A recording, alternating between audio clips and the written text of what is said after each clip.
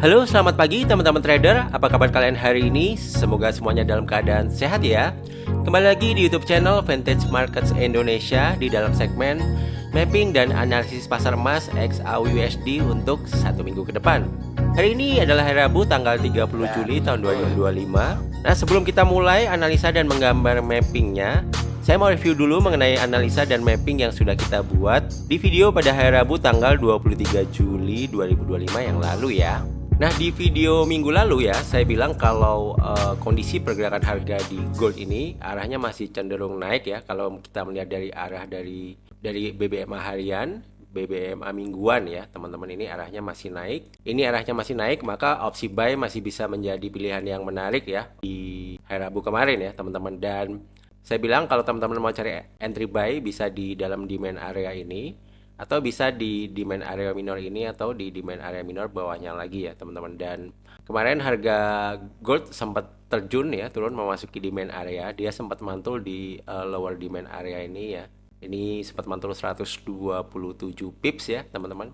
Kemudian dia tidak berhasil untuk melanjutkan tren naiknya ya. Dan BBMA hariannya trending down ya, mulai masuk sini, dan akhirnya harga bergerak turun lagi sampai di demand area yang selanjutnya. Ini sempat ada mantul sedikit ya di middle demand area ini. Ini mantul sekitar 80 pips ya. Kemudian dia break, dan ketika harga turun dia sampai lower BB mingguan. Di sini ada level support ya. Ternyata dia mantul di sini lumayan 242 pips.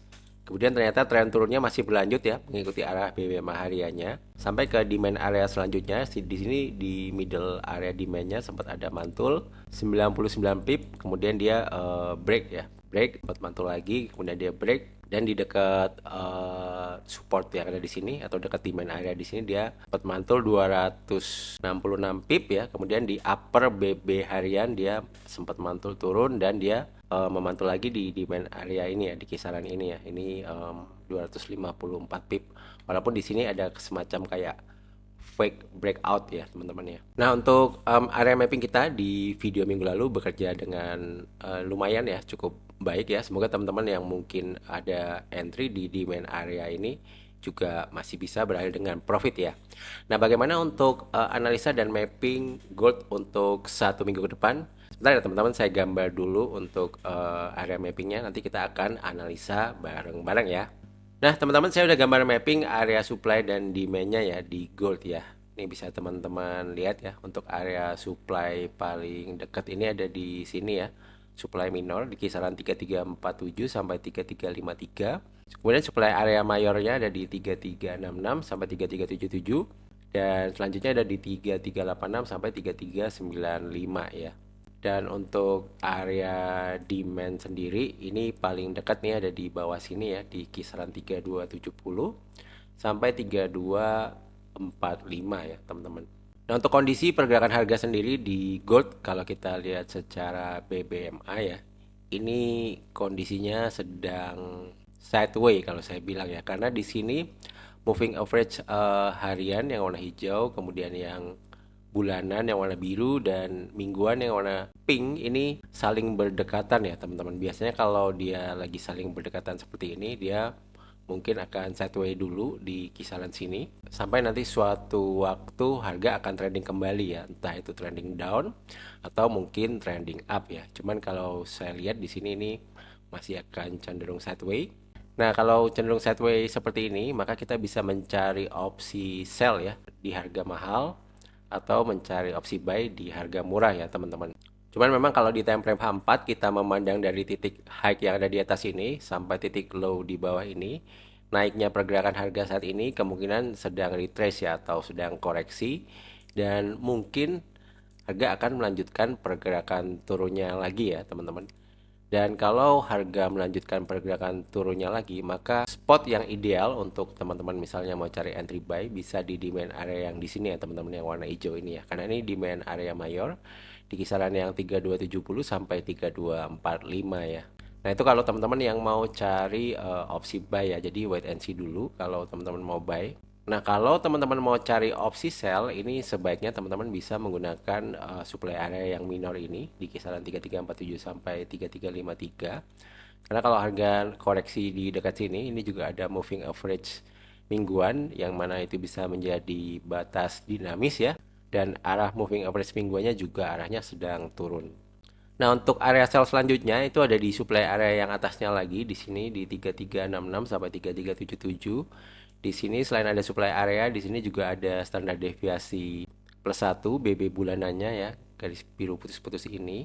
Dan untuk next level entry sell selanjutnya ada di supply area yang ini 3386 sampai 3395. Di sini juga ada standar deviasi plus 1 dari BB mingguannya ya, yang mana ini juga bisa menjadi batas-batas dinamis ya teman-teman.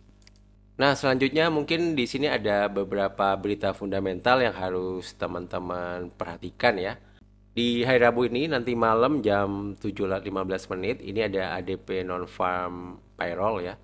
Ini previousnya minus 33.000, forecastnya diprediksi membaik ya di 77.000. Nanti jika hasil actualnya ini membaik, maka kemungkinan indeks dolar Amerika bisa menguat, yang mana harga gold mungkin bisa bergerak turun lagi ya teman-teman. Gitu juga di jam 7.30 malam ini ada berita advance GDP quarter. Ini sebelumnya minus 0,5%, diprediksi meningkat di 2,5%. Nanti malam kalau hasil actualnya juga membaik, ini tentu bisa menjadi penguatan untuk indeks dolar Amerika, dan harga emas mungkin bisa lanjut bergerak turun lagi ya. Nah, yang paling krusial itu besok pagi ya, di hari Kamis dini hari jam 1 pagi ini ada pengumuman suku bunga The Fed ya. Ini diprediksi 90% masih akan tetap ya di 4,50%. Kalau hasilnya dini hari nanti ini tetap di 4,5%, mungkin market nanti masih akan menunggu statement dari Jerome Powell ya di FOMC press conference ya jam 1:30 pagi ya. Kalau pernyataannya nanti membuat dovish atau hawkish, tentunya itu nanti yang akan mempengaruhi kemana arah pergerakan harga selanjutnya ya. Kalau saran saya, kalau misalnya ada news seperti ini mungkin bisa dihindari dulu. Jadi besok paginya teman-teman baru lihat secara teknikal seperti apa, dan teman-teman juga bisa lihat pernyataan dari Jerome Powell seperti apa. Nanti bisa dikombinasikan analisanya dengan analisa teknikal, baru teman-teman masuk lagi di market gold di hari Kamis siang atau sore atau malam gitu ya. Karena menurut saya kalau masuk sekarang sebelum news release, apalagi kita punya floating minus saat news pengumuman suku bunga dan FOMC statement dan press conference ini mau rilis, menurut saya itu terlalu spekulatif ya. Karena kita nggak benar-benar tahu apakah harga akan loncat naik atau turun jauh ya teman-teman. Nah, kemudian di hari Kamisnya jam 7:30 malam ada berita Core PCE Price Index Monthly ya. Ini diprediksi juga meningkat, sebelumnya 0,2% ke 0,3%. Kalau hasil actualnya lebih tinggi daripada bulan sebelumnya, mungkin indeks dolar Amerika akan menguat dan harga emas bisa bergerak turun lebih jauh. Nah, kemudian baru di hari Jumat ini ada berita yang ditunggu-tunggu oleh para trader, yaitu non-farm payroll ya, non-farm employment change ya. Ini jam 7:30 malam. Ini untuk datanya previous 147.000 orang, dan forecastnya ini mengalami penurunan di 106.000 ya teman-teman. Nanti jika hasil actualnya ini memang lebih rendah daripada bulan lalu, kemungkinan indeks dolar Amerika bisa melemah dan harga emas baru bisa bergerak naik lagi ya teman-teman. Nah, jadi itu berita-berita yang perlu teman-teman perhatikan di minggu ini yang mungkin bisa mempengaruhi pergerakan harga emas ya. Nah, kalau teman-teman perhatikan di sini juga ya, ini pergerakan harga ini terlihat sideways ya teman-teman. Jadi terlihat range-nya itu kecil ya, sideways tapi cenderung naik ya. Jadi dia naik pelan-pelan ya. Range-nya naiknya juga pelan-pelan. Nah, ini bisa kelihatan bahwa pelaku pasar sepertinya sedang menunggu sesuatu di sini ya. Yang pasti ini news dini hari nanti yang ditunggu ya. Nah, kalau newsnya rilis nanti kemungkinan harga bisa fluktuatif ya. Bisa aja nanti harga langsung loncat naik kencang, atau bisa aja nanti harga langsung drop turun kencang dulu ya teman-teman. Jadi hal itu yang harus teman-teman antisipasi saat trading menjelang news besar ya.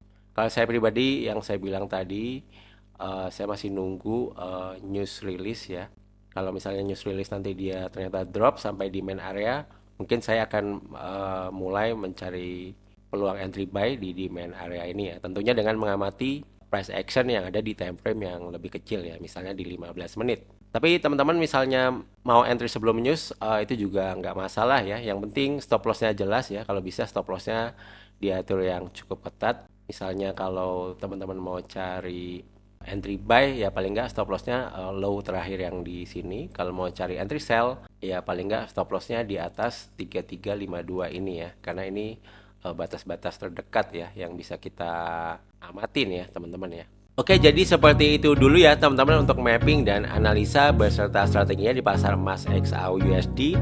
Sekali lagi saya infokan jika teman-teman ingin video segmen mapping dan analisis emas ada di hari yang lain selain di hari Rabu, bisa minta tolong ya klik tombol like-nya untuk video ini. Yang terakhir semoga bermanfaat. Jangan lupa share video ini kepada teman-teman yang membutuhkan dan subscribe juga channel ini. Terima kasih, sampai jumpa di video yang lain. See you, bye bye guys. Thank you.